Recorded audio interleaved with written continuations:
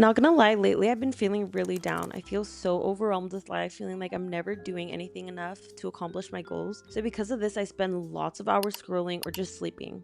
I started therapy, and something my therapist told me was how important it is to romanticize your life, picking up new hobbies, and how different your life can change once your perspective changes. So I'm going to show you guys how I realistically romanticize my life. And this can really just be as simple as making my bed in the morning, because it just helps my mind feel like my life is a bit put together when my room is clean. Even if I have like little bits of trash here and there, if my bed is made, I feel like my whole life is made. And if I'm being honest, I'm not a morning person. I hate waking up early. I feel the grumpiest when I'm up way too early. I hate it. I don't really care about breakfast that much either. So typically I would skip this, and I'm really trying to get out of that habit because I know it's not good for you. And I feel like something that has helped is going on Pinterest and looking at really good recipes. This is one of my favorites. It's very easy to make, and since I'm always trying to sleep in, this is just the most convenient breakfast for me personally. This is my breakfast. I just added granola, apples, honey, and a little bit of peanut butter. My peanut butter is all dried up for some reason, so I need to get some new peanut butter.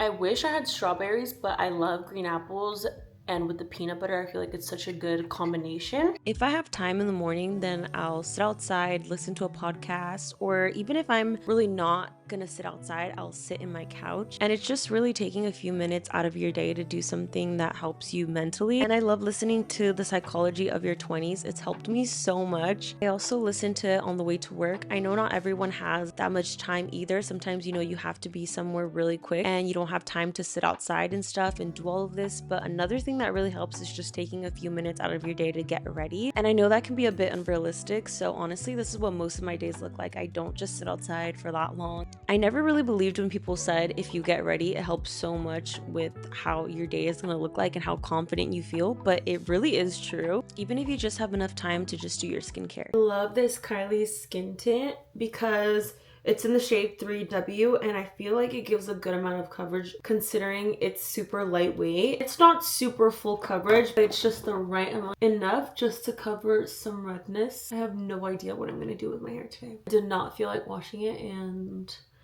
I don't know what to do with this huge mess, but we'll figure it out. Since I feel like my hair isn't gonna look that great today, I feel like my makeup has to do really good. That's a little life hack. If you feel like everything else is a mess, just make sure that at least your makeup is good. I'm gonna be posting my in-depth makeup routine on TikTok. I've been putting a lot more makeup recently, and I don't know, I actually really like it. Not even to sound like a pick-me, but even just doing full coverage makeup, I would just be like, this feels gross. I really found a routine where my makeup feels a bit more light. What I mean by this being a bit more full coverage is literally just me using a skin tint, where before I would just put a little bit of concealer and blush and that was it, but now I've been putting on bronzer and stuff, so not really full coverage, it's just more makeup. I would go days without wearing makeup and go to work like that, and I just don't even know how I did that, because I now look back and I'm like, well, no wonder I felt gross and ugly, because I did look like that. I'm just kidding, but it really just helps my confidence so much more now, and it helps me feel very girly, very feminine, which I love. Another thing I like doing is editing my videos at a coffee shop. Going out of my way to go somewhere else other than just lay in my bed makes me feel productive, and I enjoy it so much more. I look forward to editing my videos at a coffee shop, getting a little coffee and just sitting there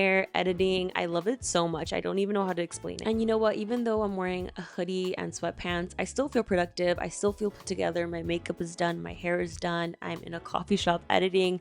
Editing has honestly turned into a hobby of mine. I love it so much. Another hobby of mine has been baking. I am still new at baking. I'm not a pro baker or anything like that. I'm just learning, and I saw McKenna Marie post this on her YouTube channel, and she left the link to the recipe on a Substack, so I decided to follow it and listen to a podcast again while I did it. It was fairly easy to make. Again, I'm not that great, and I feel like it came out good. This is a blueberry lemon loaf, and it came out really good. I feel like baking lately has just felt so refreshing to me. I don't have to think really too much about anything else. I don't have to worry about what I'm gonna do in the next few years with my life and stress about my future. All I have to worry about in that moment is following a recipe, and it just gives my mind a break from reality. And that's why hobbies are genuinely good for you. I've been trying to get into a few different hobbies, but baking is the one where I just feel the most relaxed, I guess. I try to pick up on knitting, and oh my gosh, I almost had like a whole crash out. So when you're doing a hobby, just make sure that it doesn't feel too difficult, because that is like another stress that you're adding onto. And I swear the whole entire day I was thinking I was like a failure. I'm like, I'm so dumb, how can I not do knitting? And I just had to let that hobby go and pick up something else.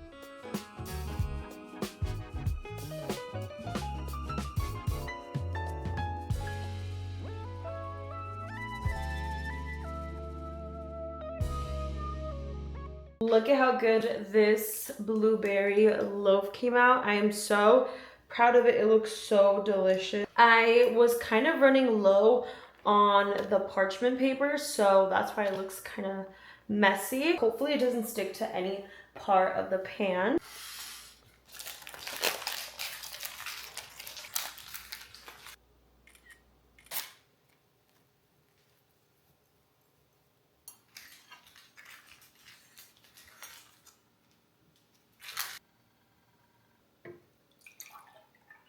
My loaf is ready. We're gonna do a little taste test now with my little glass.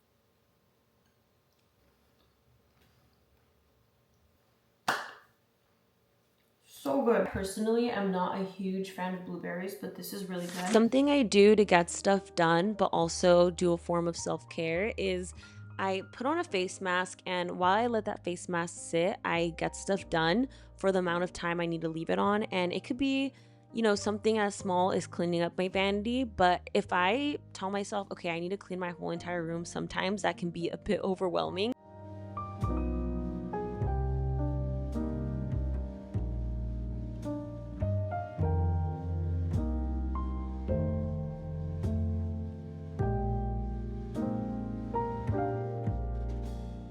And these are little things that I do to just get stuff done. Sometimes I even set a timer for 5 minutes. And I'll just listen to some music that, kind of gets me hyped up to do something. And sometimes, when I have this timer, I tell myself, okay, I only need to do this for 5 minutes. Once the alarm goes off, I can stop if I want to. And honestly, most of the time when I let the 5 minutes go, I'm just like, well, I'm already doing this, so I'll just keep doing it. But just the mindset before I tell myself, oh, I only have to do this for 5 minutes, it just gets my mind to do it, because that's the biggest obstacle, is procrastinating. I'm sorry guys, I can't talk properly because I have Invisalign in and it just gives me some type of lisp and I feel like I sound weird. But anyways, sometimes that's the biggest problem, and I learned this in the Psychology of Your 20s listening to that podcast, and this has helped me so much. Also, ignore the stack of laundry I need to get done. Again, little by little, one struggle at a time. And instead of scrolling on TikTok for so long at night, I kind of like scrolling on Pinterest instead. I like getting ideas for recipes, whether that is baking, whether that's ideas with journaling. I am not really that into journaling right now. I really try to get into it and I just never can. So instead of forcing myself and making something a chore for me to do, something I like doing is just writing down a recipe that I want to save. I wrote down the blueberry lemon loaf recipe and I did little doodles on it. I colored for a little bit, and this was more fun than me forcing myself to write about something I just don't really care about. And I'm just not there yet